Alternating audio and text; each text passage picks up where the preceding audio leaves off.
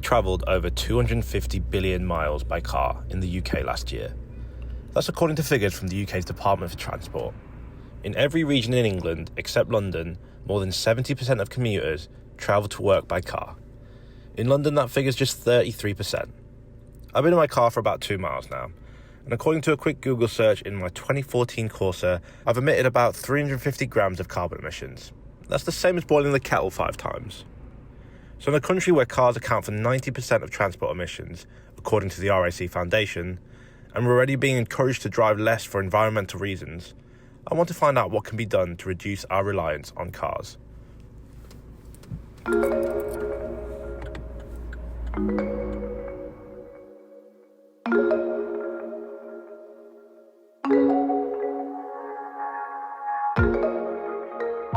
Welcome to LSE IQ, an award-winning podcast where we ask social scientists and other experts to answer one intelligent question. I'm Mike Wilkerson from the IQ team, where we work with academics to bring you their latest research and ideas, and talk to people affected by the issues we explore. Having just moved from London to a pretty rural part of the UK, I really felt like I needed to drive, so I took and passed my test last year. But it made me wonder, how much do we really need to drive? I found out why that empty bus lane in back-to-back traffic is actually a good thing, and whether driverless cars will make rural parts of the UK easier to get to. Let's step back for a moment and think about what the car is really promising us to do. That's Philipp, the director at LSE Cities. I spoke to him about his research into how we can overcome car dependence in cities. The car was meant to be a machine to allow us to overcome physical proximity. If you go back and you look at car commercials from the 1920s and 30s, and also at the design of these vehicles, they were meant to be used in rural settings. What a thrill to take the wheel. They were the solution to accessibility shortcomings and problems in areas where you don't have the shop next door, where you don't have the workplace across the street or 3-4 tube stops, but where you may have to drive with your car 10-20 minutes. It's therefore not a coincidence that even today some politicians still refer to the car being the solution to rural areas and the problem in cities and urban areas. And there is a contradiction in term, because if you do want to maybe pursue accessibility that is based on proximity and density and mixed uses and shared public space, the enormous space requirements of driving pose a real threat to the equation of urbanity. When you get those keys at 17, 18, the world becomes more open to yourself. And I feel that is the case for me personally in the countryside. But within cities, that freedom to drive is being stripped back. Can you give me your opinion on this kind of loss of freedom to drive within cities? If you speak to teenagers, I happen to be living with 2, the freedom to navigate the city is already provided at a much earlier stage than when they are allowed to drive. There's one major association I'm sure almost every teenager has in London, that the freedom is provided by Transport for London. TfL actually has an exceptional reputation amongst youths in allowing them to navigate quite a vast territory. So here we have a much earlier experience of freedom provided by public transport. And the other dimension is, of course, that where you have good cycling infrastructure, and this is where London has learned from many European continental cities, that sense of freedom can then even be extended to individual mobility. And that's, I think, where we would want to make the big difference traditionally between something you may experience when you go into your car. You can just drive at any moment and go wherever you want, sort of perceive. I recognize that traditionally felt very different from particularly public transport that has a very low interval where you need to plan ahead and you feel somehow your ability to choose flexibly where you want to go on the spot is sort of compromised. But if you were to now compare the actual freedom of saying, like, I'm in a specific location in inner London, not just central London, and within the next 30 minutes I want to be there or there, you take out your mobile phone, you enter sort of your different options, it shows you how expensive these different options are and how long it will take. And I think youth's experience through that moment of checking in, essentially mobility and accessibility, potentially even a far greater sense of freedom than what it means to not only having to drive, concentrate, prepare, maintain a vehicle, deal with insurance, all sorts of tax, make sure you also get your license in the first place. I mean, there's a lot around it. Leave aside then the cost for the vehicle itself. Mobility and accessibility is provided in an alternative and possibly even a better way. I think the moment of freedom, which you may experience driving, very quickly deteriorates. So for Philipp, that illusion of freedom that driving brings is just that. It's an illusion. In cities especially, we have so much freedom in the choice that we have in terms of mode of transport that we want to take.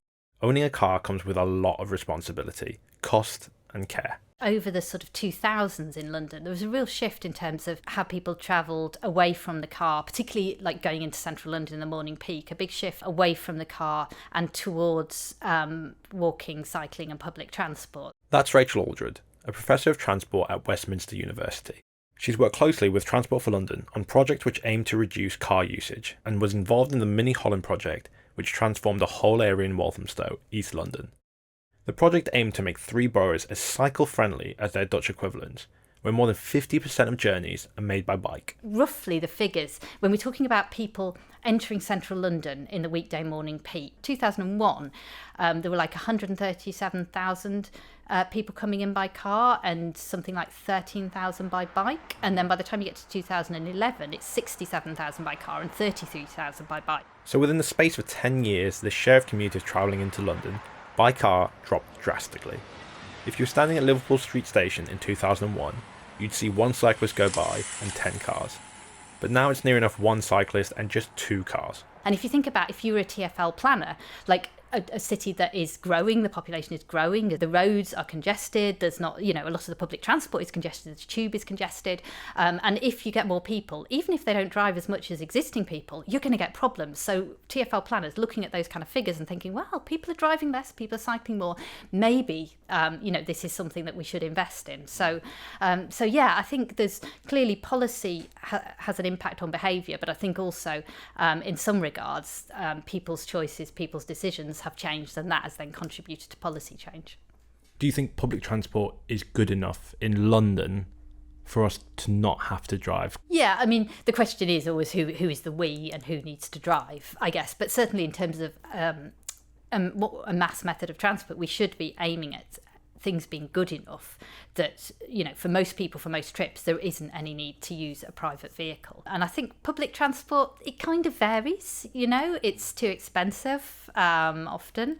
It depends where you're going and when you're going often as well. So, in London, the radial links, the links into the centre by all kinds of modes, whether it's buses or cycles, are generally better than particularly getting around orbitally across outer London as well. And this has really come into relief with the pandemic as well, because one of the things that has happened with the pandemic is that people are commuting less, though perhaps they're going into the office 3 days a week rather than 5. Does that mean that things are more sustainable? Well, not necessarily, because in London, the commute is relatively sustainable. Certainly going to central London, people are generally not driving into work in central London, even if they own a car. On the other hand, people are potentially having time that they make other trips that don't go into central London. So perhaps they're going shopping in outer London, they're visiting friends and so on. And those trips are more likely to be by car. So it's tricky, and there needs to be better provision for public transport, walking and cycling for those trips as well. But it is often challenging, because to make space for pedestrians, for people to cycle, for buses, whatever it is, the space and the time needs to come from somewhere, and that somewhere, is going to be space for private motor vehicles, and that is always difficult wherever you are. There's a lot of backlash from drivers around this point. It's space they're used to having on the road, and it's being repurposed for public transport or bikes. And some are not happy about it. Here are some videos I saved with people complaining about the low traffic neighbourhoods and the Mini Holland programme Rachel was involved with, which took away that space for cars and repurposed it for walking and cycling. They've literally blocked all the side roads, making everyone go on the main road, literally, innit? Yeah? And we're paying for this. It's also impacting all the local businesses because people are being forced onto these main arterial routes. Those routes are now absolute gridlock. All the sort of small roads in the area as well, which have now been blocked off, can't be used. People simply cannot get about. So the figure is 50 kilometers per hour. You have this shadow area ahead or behind you, sort of the distance you need to keep to drive safely. Philipp and I are talking about the amount of space a car takes up when travelling at a certain speed.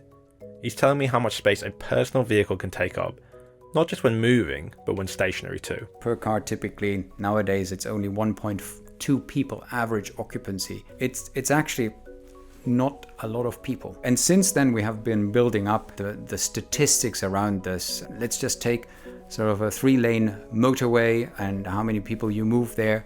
If you're lucky, it's 3,000-4,000 per hour in direction. If you have a 2-lane, one direction bus rapid transit lane in Bogota, where they observed this in the field, so this is empirically tested data, it's 40,000 people. So with less space, you move many, many, many more, not just a factor of 2, 3, but a factor well over 10. I'm stopped in traffic now and using Philipp's example from the research he did in the capital of Colombia, Bogota. He found that in the same amount of time, 4,000 people travel by car in 3 lanes of traffic. A single bus lane can move 40,000 people. That's 10 times that of cars in 3 times less space. And then you can always relate it back to the amount of space an individual consumes. So that sort of static perspective is now fairly established, and on that basis we discuss what percentage of the width of the road should be dedicated to what type of purpose. Interesting stat from Mexico City when I worked there, that about 20% at the time were driving in the city, using about 80% of the public space.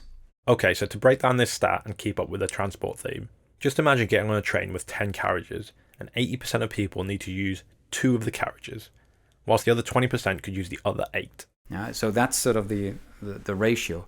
Now, on top of this, and this is not just then the static, we need to incorporate the temporal element.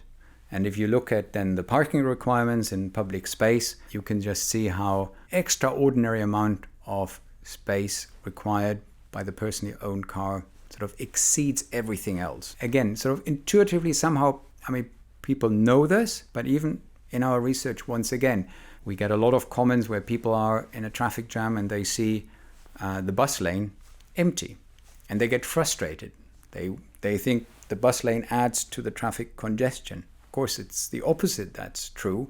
And even though the bus lane is maybe only used by a bus every 30 or 60 seconds, it transports many, many more people. And if only 5% of those people would also be driving, that bus lane would be just another congested lane. So the intuition only goes that far. Same with cycling. People see bike lanes and they're always confronted with the enormous amount of metal that's being queued up and do not appreciate that each of these cyclists, they are potential drivers.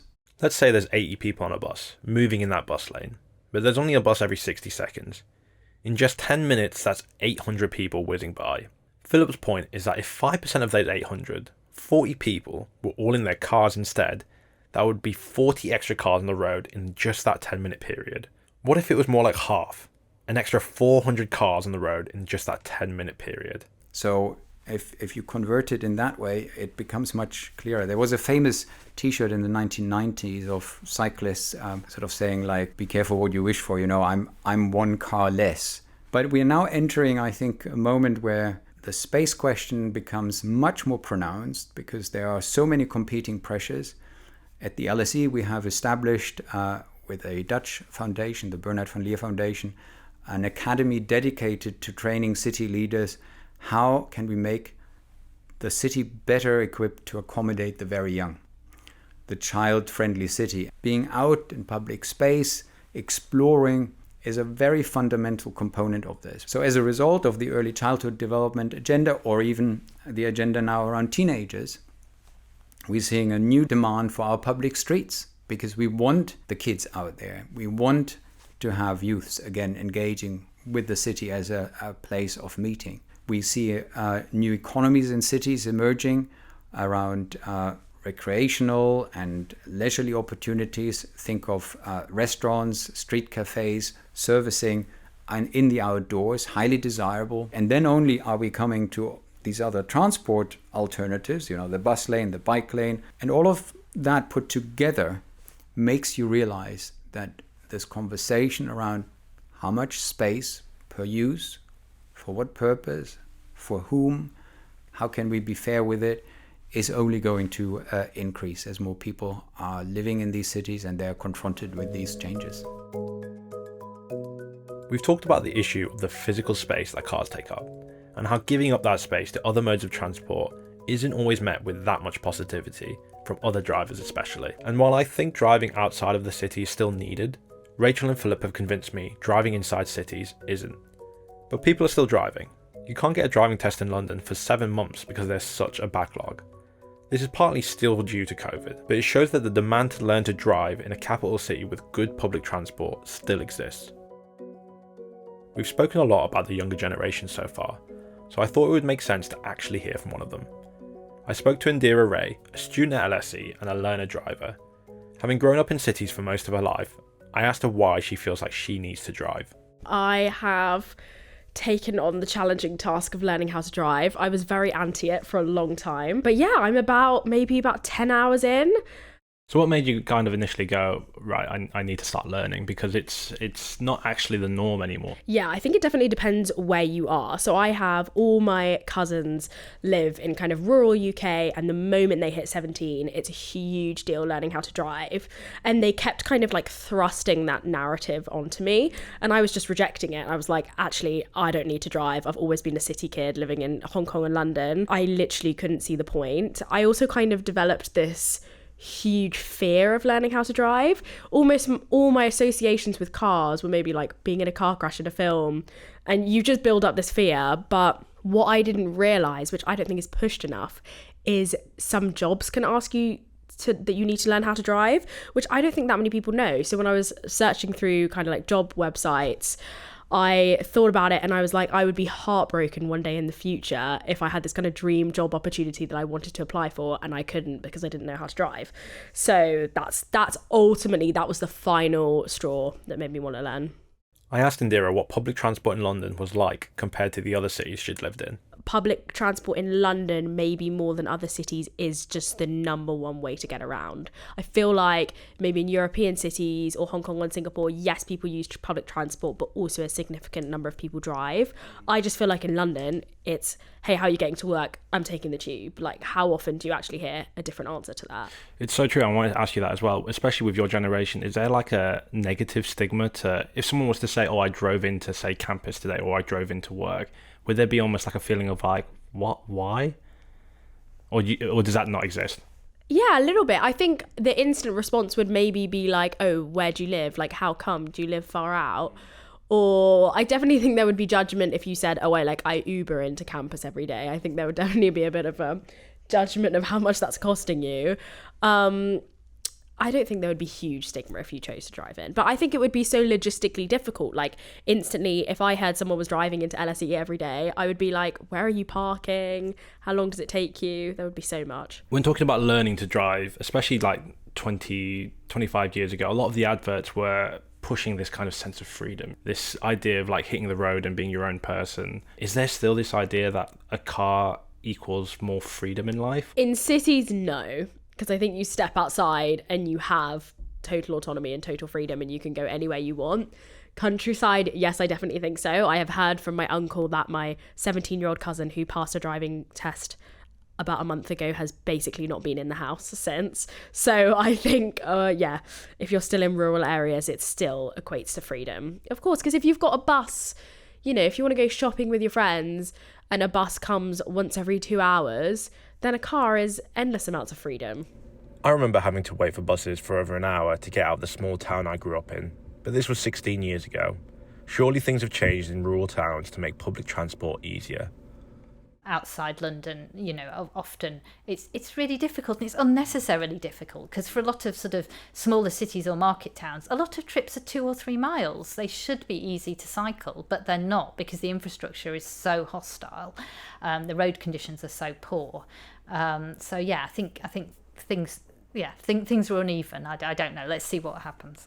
I asked Rachel what she thought the future of cities looked like, and whether there would be a need for fewer vehicles. In a city like London, say, you have got to a situation where, a lot of people use different methods of public transport. They are potentially open to alternatives to walking or cycling more, to using different types of public transport. If you're in a situation where most people use the car for most trips, it's quite hard to get any change, whether it's the bus or the bike or walking. So in London, you are in quite a positive position in that regard. There's many London boroughs where people, the proportion of car owning households is less than the proportion of households without a car. So I think that's that looks relatively hopeful. What I worry about is this kind of unevenness as well, and the fact that different parts of London have very different access to public transport, but also different cities and towns. There's a clear divide when it comes to some cities and more rural parts of the UK when we look at public transport. Rachel's point about this freedom of choice we have in cities just doesn't exist yet in most parts of the UK.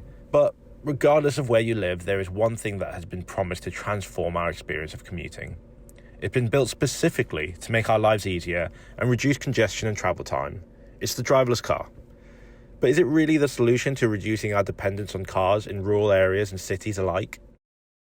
Last year, the UK government passed the Automated Vehicles Act, which means that self-driving vehicles could be on British roads by next year. So could that be the answer? We don't need to drive, AI will just do it instead.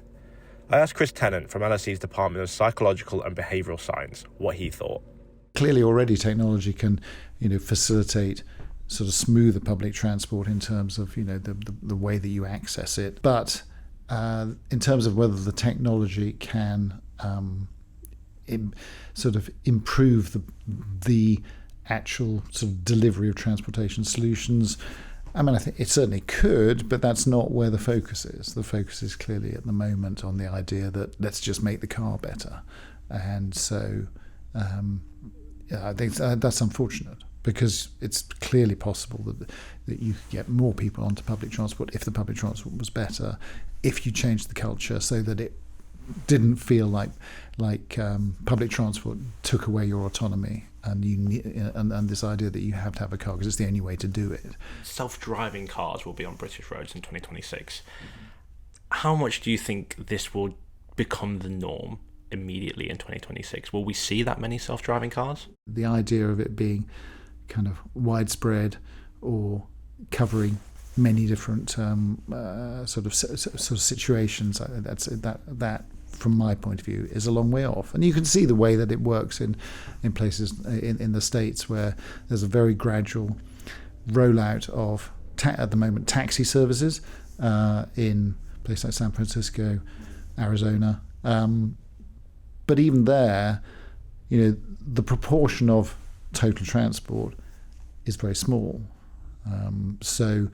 And the reason for that is it's too expensive. It's heavily subsidized by tech companies who have a lot of resources. So the idea that you can then have a huge quantity of driverless vehicles, because they need, in a sense, constant support, not just sort of physical support to be kept on the road to make sure the sensors and so forth are clean or whatever, but it's the fact that they need, an operational backup so that when things arise on the road, someone can resolve that situation, which would be normally resolved by the human driver. Is it ready?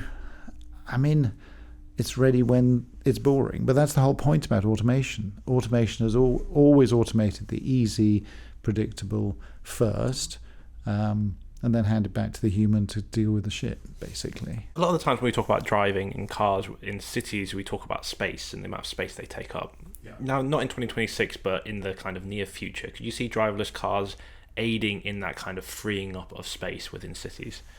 No. The reason for that, they could do if we chose for them to do so. But in a sense, we've not chosen to prioritise public transport over private vehicles. And unless we choose to do that, then it's not going to happen. We have to choose as a society that we'd rather this technology went into expanding the public transport network, having lots of driverless buses or driverless shuttles in to do last mile solutions off when people get off the metro or whatever. And but if we don't choose to do that, then it's not going to happen. These cars there'll be more and more of them. I mean, it's just like the early stages of Uber. There was a fall in number of people on public transport because they thought, Uber works, and at that stage it was really quite cheap. And people have to be made to get along with their fellow citizens, because most of the surveys will say that people are a bit anxious about sharing a vehicle or sharing a sort of small pod or whatever with other people. They'd love to get into a private vehicle if it was affordable. So we have to change those assumptions. Otherwise, all this promise of fewer vehicles is, we'll just have more of them doing, some of them will be coasting around with no one in them. We always end the episode with the question that is the title of the podcast. So just wanted to ask you, do you think we need to drive? To live, work and enjoy the current world, I would say most people aged sort of 25 probably still need to think about learning to drive. Will you need to in 20 years' time? Possibly not. But again, I don't see the accessibility of the remote country that we're all encouraged to enjoy. I don't see the accessibility of that with a public transport or driverless vehicle solution, even in that timescale. For Indira, freedom still does mean passing your driving test. This country is predominantly not cities. It's countrysides, it's country lanes. It's very intricate little streets, and we still need to drive. And I think for a long time in the future, we're going to still need to drive. The way we drive might change. We might have driverless cars. There may be more public transport, less cars on the road, especially if we start getting more concerned about climate change. But we definitely still need to drive. Rachel, do you think we still need to drive? In big cities, increasingly there is provision for alternatives, and most people are starting to have different alternatives. I think it depends very much where you are. I think different things need to be done in more rural areas. I mean, there's definitely a role for e-bikes with infrastructure, for instance, that can help there. So yeah, I wouldn't say it's not possible, but at the moment it is the big cities that are reducing the need for a car fastest, and that's kind of understandable. For Philipp, the answer to whether we need to drive or not is clear, but he still understands the pull of driving. I don't think we need to drive. I think the question is crystal clear. In inner city areas, well serviced by public transport, ability to walk and cycle with mixed use and density, where the accessibility is produced by the urban system. I recognize that there is a lot of suburban context where we have often deliberately deprived people from alternative choices. And I think that's something where we need to do much more about. I'm a strong believer that humans should continue experiencing the piloting of all sorts of things. It's to just hand this over to machines would be a very sad thing. For us to, whether it's a kayak, it's a bike, it's a glider, it's a car. These are very meaningful moments.